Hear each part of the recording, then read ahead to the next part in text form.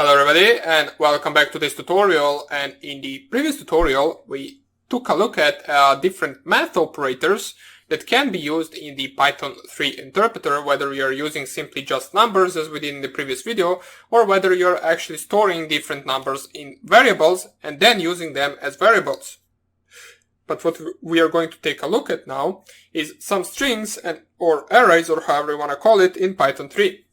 So first of all, let us think what an actual string is. So we know that a number is simply a number, but our Python 3 or our program has to know when we actually want to type a word or a sentence or any paragraph or something like that. What string is basically strings are words. Now you define strings in Python with the actual single or double quotes. So for example, if you just use single quote and then hello, you can see this will print hello as a string. If you just type hello without single quotes, it will give you an actual error saying hello is not defined. Because if you don't have a quotes, it will try to search hello as an actual variable. And we have not defined any hello variable, so therefore we cannot really find hello, and therefore we get the error. You can also use the actual double quotes if you want to, so you can see right here, hello, it will print the same output as in the single quotes, which is just simply hello. So this is what a string is. Basically a word or a paragraph or an actual sentence defined between the single or double quotes. Now, what is interesting in Python 3 is that the strings or the math operators can actually be used on strings. Not all of them, but some of them, such as the addition, the multiplication, you can use that on strings, and we will show just in a second how you can do that. So just open up your idle, whether it is in the Ubuntu like I'm doing right here, or whether it is in your Windows 10 environment. So just open it anywhere you like.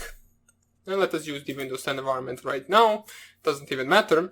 And first of all, before we actually take a look at the math operators using in the strings, let us see how we can actually manipulate strings differently. So if you just type here single quotes, hello, and then add a plus sign right here, and then open single quotes once again and just type here world, you can see that we actually get printed out hello world. Now you might be asking right now, first of all, why did this actually get printed out as a one word? And second of all, why this doesn't have any space between it? Well, the plus sign can actually concat strings for us, same as the numbers. If you, for example, type 2 plus 2, it will give you 4. But if you type string plus string, it will add the second string to the ending of the previous string. And the reason why we don't have any actual space between these two words is because we didn't define any space in our strings right here. So if you want to have space, you can just type hello and then add space and then specify the single quote and then plus world. And you can see right now we get printed out hello world. Now of course you don't have to do this like this. You can simply just type open quotes hello world and then close quotes, and it will print the same thing without using the math operator plus and concating two different strings. Now one thing you can't do is you can't, for example, concat strings with numbers. If you try to do something like this, so hello and then plus 4, it will give you an error can only concatenate string to integer, or pardon me, concatenate, what did I even say? Doesn't even matter. So can only concatenate string, not integer to string. So what this basically says, you can't concat two different types of actual variables. So for example, you can concat an integer or a number to a string, which actually makes sense. You can only add number with number, and you can only add strings with strings. However, you can actually multiply strings with numbers. Since we can't add it, we can try to multiply it. So if you just type here single quote hello and then times 4, you can see what we get as an output is an actual hello hello hello hello printed out 4 times. Now if you want to print it 100 times, you can do that. So hello times 100, you will get printed out hello 100 times. So let us see how we can actually do it with variables, even though we haven't really covered variables yet. Let us see, I will just show you an example of how this would be useful with variables. So let's say string1 equals, so just copy the same names. I will explain what kind of names variables need to have later on. For now on, just call it string1 equals open quotes and just type here hello.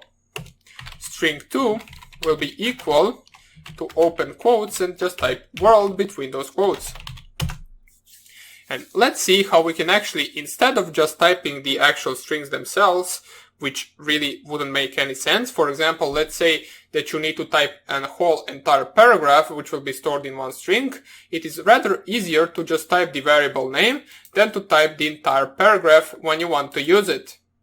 So in order to concat the strings, we can just add some string number 3, which will be equal to string1 plus string2.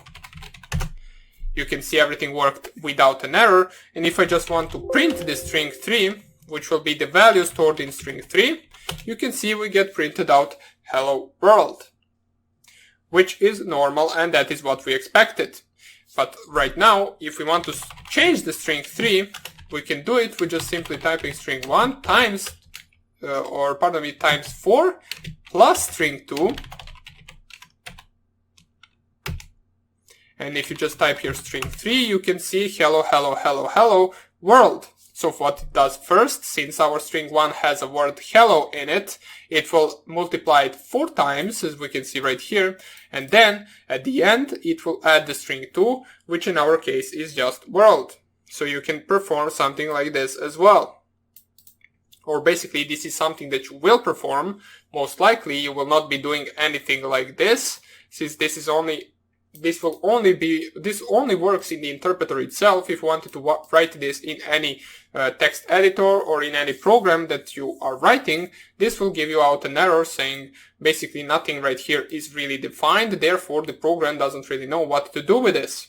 But if you write it something like this, this is something that the Python program will recognize and it will execute this, printing the hello world string. This as well right here.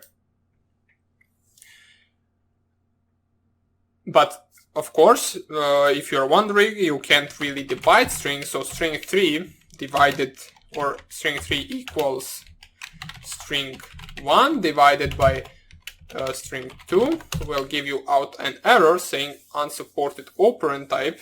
So basically you can't really divide strings because we don't really know what that would be. You can only multiply and add strings. So that would be about it for this simple basic introductory to the strings themselves. Of course, we will manipulate them on a whole another level later on. But for now on, this will be enough. If you're a beginner, this should be enough to actually understand strings at the most basic level. And we are going to continue coding and learning in the next lecture. So hope you enjoyed this tutorial and I hope I see you in the next one. Bye!